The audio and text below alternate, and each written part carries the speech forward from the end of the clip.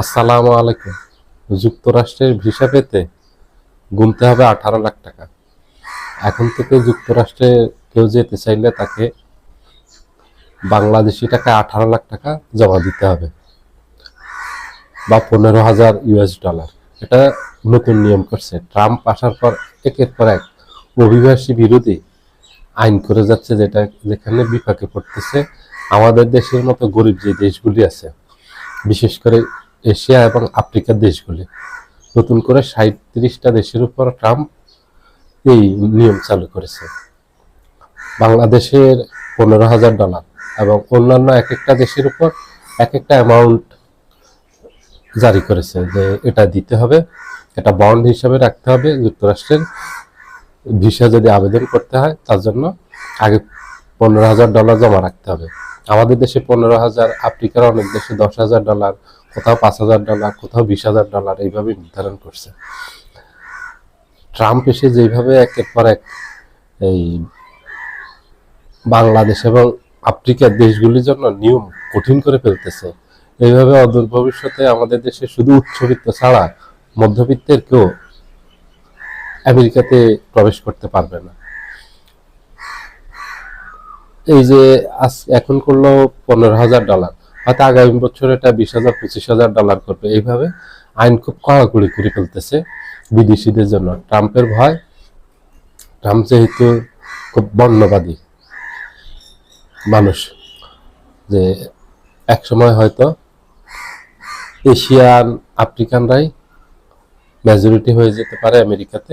এই ভয়ে ট্রাম্প একের পর এক এই কঠিন সিদ্ধান্ত নিচ্ছে। এশিয়া আফ্রিকা দেশগুলো, এখানে ইউরোপের দেশগুলোর বিরুদ্ধে কোনো পদক্ষেপ নেই। এখানে ট্রাম্পের যে জাতাকলের শিকার হচ্ছে সেটা হলো এশিয়ার দেশগুলি এবং আফ্রিকার দেশগুলি, আর বিশেষ করে এখানে মুসলিম দেশগুলি উপরেই একের পর এক খড়গ নেমে আসতেছে, একের পর এক বিধি নিষেধ আরোপ করতেছে, ভিসার নিয়ম কানুন জটিল করতেছে, কঠিন করতেছে। এগুলি সবগুলি কিন্তু মুসলিম কান্ট্রি। আফ্রিকা যতগুলি আছে সবগুলি মুসলিম কান্ট্রি, এশিয়া যতগুলি আছে সবগুলি মুসলিম কান্ট্রি। তো শেষ যেটা হবে যে হয়তো এক সময় আমেরিকাতে ঢুকাই বন্ধ হয়ে যাবে। শুধু আমাদের দেশে বড় বড় ব্যবসায়ী যারা আছে তারা ব্যবসায়িক কাজে ঢুকতে পারবে না, অথবা সেখানে তাদের জন্য কিছু অফার আছে, যে আগে বাংলাদেশি মুদ্রায় 60 কোটি টাকা তাদের দেশে যদি বিনিয়োগ করে, তাহলে যেমন যে কেউ নাগরিকত্ব নিতে পারবে, তাকে বিবেচনা করবে।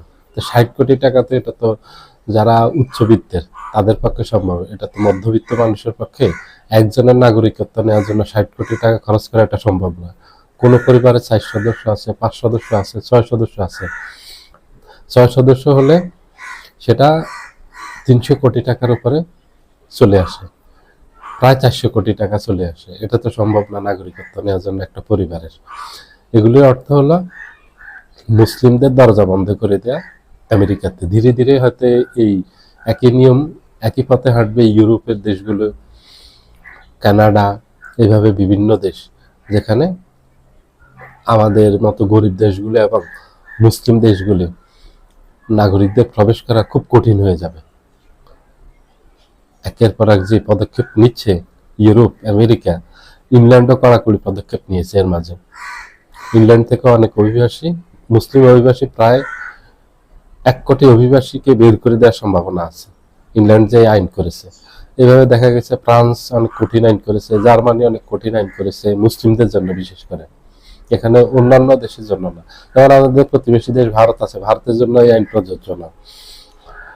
চীন আছে, চীনের জন্য না। জাপান, কোরিয়া, তাদের জন্য না।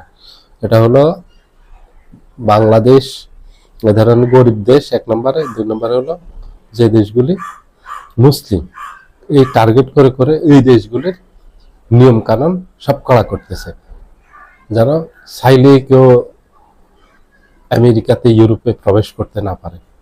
সবাই ভালো থাকবেন। আল্লাহ হাফেজ।